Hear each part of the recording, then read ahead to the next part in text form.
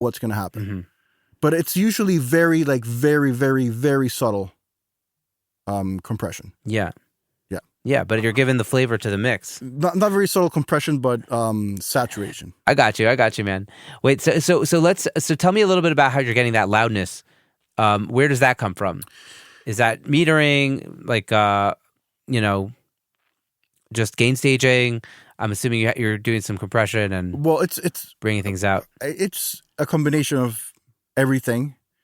I really do not look for this in the sense of I'm not measuring my output all the time to see if I'm loud enough or if I'm not loud enough before mastering or whatever. I've just found that getting rid of unnecessary transients can lead you to that. Right? For example, whatever I use on the master channel, and then, for example, when I'm mixing reggaeton, like there's a ton of virtual instruments and synths and whatever, and some of them have a lot of like peaks in transients and stuff like that. So I will just make a synth subgroup and put something on the subgroup that gels them together, and that takes the peaks off a little bit. But we're talking about 1 dB maybe. I don't know. Like I haven't measured how much it's taking off because it's how are you going to measure that? But it's always adding like very small amounts of saturation on stuff that doesn't need to be picky or pokey. Right. So I'm not over compressing stuff either. Right. You're bringing it out. All those little moves of bringing things out with saturation, getting rid of a little bit of transients, and then you measure that across all the tracks in the mix, and you start to have like significant progress. Yeah. And then, but it's not a thing of like I am trying to achieve loud, or anything. I mean, I obviously also use EQs and compression and everything, right? But I found that with the use of saturation, you can get certain things with the texture of the sound and how the groups of sounds, how they work together, right? For example, the other day, I found out that for certain salsa pianos, there are certain salsa styles where the piano player uses a very, very bright piano sound. And I found out that, for example, H comp from Waves, when you use what's setting on the analog setting, if you use number 3, I think it is. Yeah. That one just takes the brightness away. No EQ. Huh. And it's when I'm talking about brightness, I'm talking about like the mid highs, like the 3-ish, the 3K-ish, 4K-ish thing where the hammering is, and it just when it's a virtual instrument, not trying to exactly emulate a piano, but it's a piano that has a lot of attack and it's very bright. It just helps you take it off, and you haven't EQ'd. You will have to EQ something and compress something and do something, but then you find out this thing that just makes half of the job without doing anything, right? So that's what I've been doing a lot, like trying to figure out ways of doing this, because I grew up, like when I started recording it was the ADAT era. It wasn't the analog tape era. I've never recorded on tape, like on analog tape. Never, ever in my life. So I don't know how that goes. But I can talk about ADATs and Tascams and whatever. And I can talk about analog consoles and hardware and all of that. I cannot talk about analog tape. But depending on the tape, on the console that you were using, you'd get a collar. Depending like how hard you drove the channel, you'd get a collar, right? So I've been trying to get that kind of thing into the computer world, because I was using analog summing until a couple of months ago.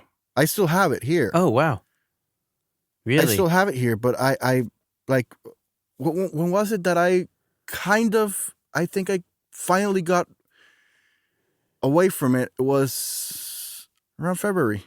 Wow. That I was like recently. That I was like, I think I figured it out. I'm gonna try not to use it on this album, and I didn't. What pushed you over the edge? Like, was it recall? Was it just changing things up? Just me being lazy, basically. Me being lazy. Yeah. That's it's a fair enough reason. Like yeah, seems like a hassle. Because I do like analog stuff. I have a real Varimu. I have an SSL compressor.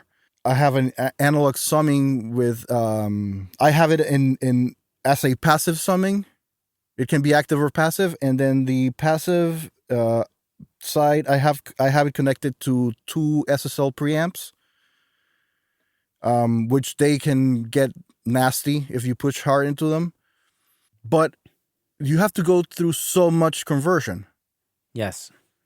That if you don't have very high-end converters, which are very, very, very expensive, it's probably not worth the whole... Leaving the box. Yeah. Yeah. You got to have like what are the... I mean... what are people using? The high-low? Yeah, I mean... That kind of stuff. Yeah, or like... Well, I haven't used the high-low. I have a friend who has it, and he says it's amazing and that I should get one for listening and for printing.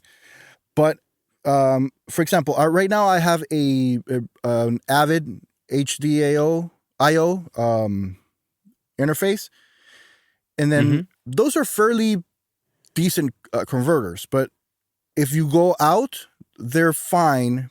But the ins are not so good. I think neither are way too good, but definitely the recording side of it, when you're printing a whole mix, you can notice analog to digital. Yeah, you can actually feel it more that it's lacking something, right? So unless you have a Lavery to capture what you're doing outside, it's probably not worth it, because you're not going to capture the whole thing, and the amount of space that you can achieve on the analog realm, because there's something. People have this weird conception of how analog works and whatever, and I don't want to get into that, because whenever I get into that, somebody always jumps out and starts talking stuff. Gotta be careful. But there's one thing that it's true and it's certain. Computers, DAWs, still do not put channels together as well as analog. Mm-hmm. Okay, that's period. It doesn't matter what they say. If the computer is too clean and then it's not doing anything and that's why it's boring. No, it's not about boring. It's about things masking each other. Mm-hmm. If you leave 2 sources in the center, right, in the computer, and you leave those 2 same sources in the center and sum them in the analog realm, they'll feel more separated. Like there's a certain distance in between these 2 sources. Mm-hmm. Yeah, I've heard that the center I've heard this actually, that the center on the analog summing feels more center. Yeah, but it's not more center. It's like there's like, if you just run 2 signals through 2 different wires, I don't know what happens there. They get separated. When you do this in the computer, you have to make them separated. They don't separate by themselves. Mm-hmm. Wow. Why it doesn't happen, I don't know. I mean, I have my suspicious thoughts and whatever. Suspicions, yeah. But I just that's a whole subject. I'm not a programmer. I'm not a coder. So whatever I think can be completely wrong. So what are you doing to kind of make up for what you're missing out of by not going out of the box now? Well, how do you kind of get that effect without leaving the computer? Reverbs. Reverbs. Unnoticeable reverbs, basically. Huh. Interesting. Yeah. Like 1% or something of room. Like what does that look like? Yeah, it's like the two that I use a lot is like on UAD there's a 480. There's a preset called Music Room, and there's on the Slate reverb, that's the Verb Suite collection. It's called, I think. Yeah. Yep. There's one that has, I can't remember. Oh, you have to tell me. Yeah. Afterwards. I can give you this because I made a preset for that. But I know I know I took a preset from the reverb that I liked and I tweaked it a little bit, but just a little bit. So it's basically like 80% of what the preset was, but I cannot recall which one it was. But it's not a room; it's a plate. But it sounds like a room the way it's the way the preset was. It sounds more roomy than platey. I don't know how to. Yeah. So those two. So it's pretty short. Yeah. So it's like a short. Yeah. reverb. So those two, I use them for space, like to create space between sources.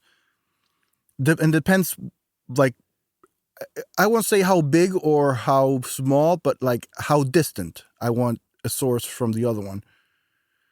The two of them just work differently. And believe it or not, the whole algorithm on the Deverb, that one makes a ton of space. Huh.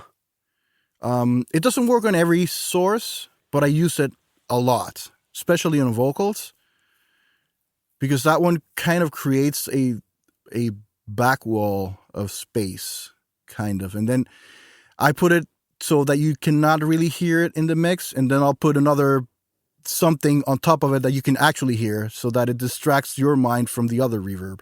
Wow. Okay. Wow. This is super interesting. I've never heard this before. This is super unique. Tell me a bit. So, are you putting this on every single channel, or are you sending it to like a collective? No. Bus? I just use it as sends, regular sends. You just send.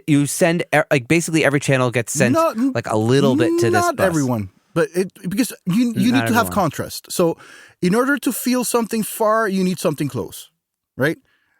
I usually, yes. I have a ton of reverbs open on a session, but I'm not using them all, and I'm not using them all on everything, right? And I've found that I can use way less plugins if I use the reverbs correctly, because then I don't have to carve so much. Really? Yeah, because you're just building the space for the mix. You're not carving frequencies, just you're making space. But you have to be careful, because if not, it gets muddy. Or it gets too reverby. And sometimes, like most of the time, I get them too reverby, and then I have to dial down the master returns, the aux channels, the master for the reverb returns. Then I have to dial them down a little bit, because I'm like, oh my God, I'm way too wet, you know? That's so interesting, because I feel like you could also think about like back and forward with volume, like with just like with a fader, right? Yeah, like, but, the vocal is higher and the fader is way up, and it feels like it's closer. But you have to also take into account that like further away means more room sound and less of the primary reflections. When you have something closer to you, is less reflections and only like more like primary reflections and less room. And that's why you, like, for example, that's why when you use a pre-delay, you feel like the source is closer to you, and then the room is in the back, because there's a time gap, and that's what our brain interprets as the source being close. So if you kind of play with those, if you kind of study how things sound when they're closer or further away, then you can start blending stuff together. Because the thing is, if you use one reverb for one source, it'll work. But the bad thing is that reverbs in plugins, and again, this comes from when I was working on consoles, that I never had a 480, but I did. get to use a lot of lexicons and TC Electronics and Alesis